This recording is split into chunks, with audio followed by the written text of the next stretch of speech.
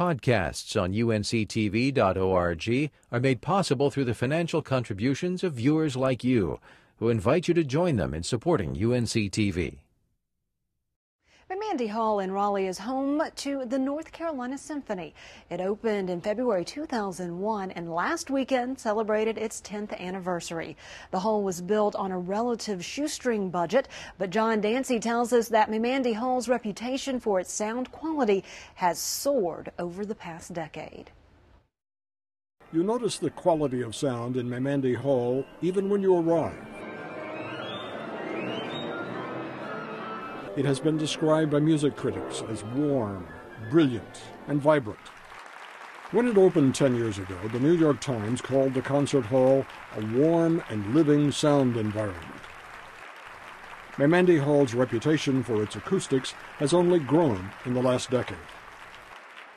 Since the hall is still so new, the man who named it, Dr. Asad Meymandi, is still around to enjoy it. He paid $2 million for the right to name the hall after his mother, an Iranian philanthropist who died at the age of 101. Dr. Meymandi brings guests to the hall every Friday and Saturday night that the North Carolina Symphony plays, no matter that he hears the same music twice on a weekend. He says he's a man on a mission. Classical music is not desirable, it's necessary. It's just like oxygen, like food, and one of my functions is to promulgate that message.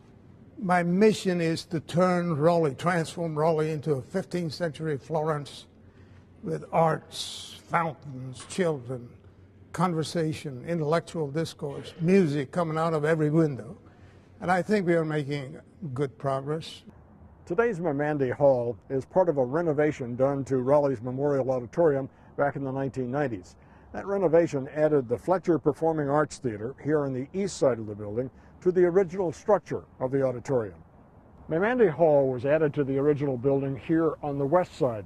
The architects then enclosed both new wings behind modern concrete, glass, and steel pavilions.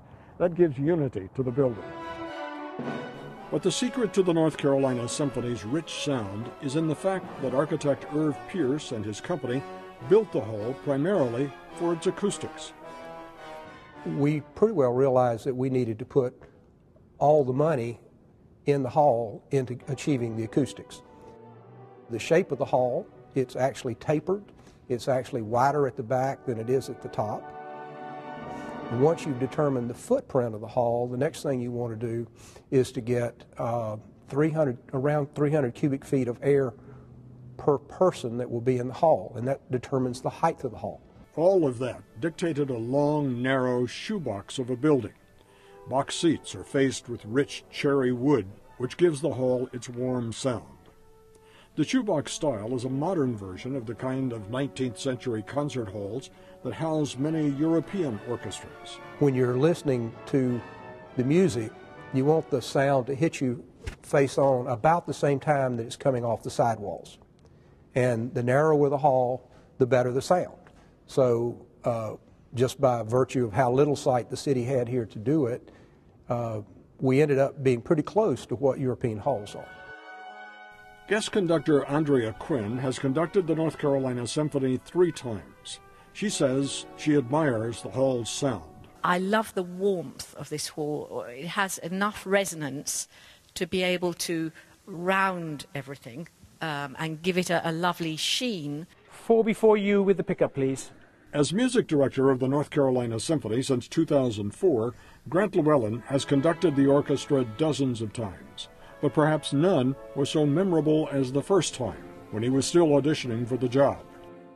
My most vivid memory of my first visit here was the first 5 minutes of the first rehearsal, when I realized that the combination of this orchestra in this space with this repertoire, and the repertoire was Prokofiev's 5th Symphony, which is pretty sumptuous orchestral writing as well, was just a wonderful marriage, and that this space was going to flatter everything that we did. I think that there's a warmth and a brightness and a brilliance, and I haven't yet found a bad seat, and I think that that is one of the remarkable aspects of this hall. Llewellyn has conducted all over the world. He knows the concert halls of London well. London has nothing to compare with Meymandi Hall, which is shocking. It's wonderful for us. It's not too good if you're a London orchestral musician. At a cost of $12 million, Meymandi Hall was a bargain. Most new symphony halls cost more than $100 million. What has this hall done in general for the Triangle? My acoustician, I think, said it best. He said, Irv, you will not hear a better sound anywhere else in the world. So he said we're world class. And I think being a world class performance hall in Raleigh makes Raleigh world class. Dr. Asad Meymandi's dream of Raleigh as a new 15th century Florence may take a few years more, but he believes with Meymandi Hall, it's on its way. Music director Grant Llewellyn says the acoustics at Meymandi Hall are so good they help the orchestra recruit top-notch soloists like pianist Lang Lang and violinist Joshua Bell to appear with the North Carolina Symphony. Podcasts on UNC-TV.org are made possible through the financial contributions of viewers like you, who invite you to join them in supporting UNC-TV.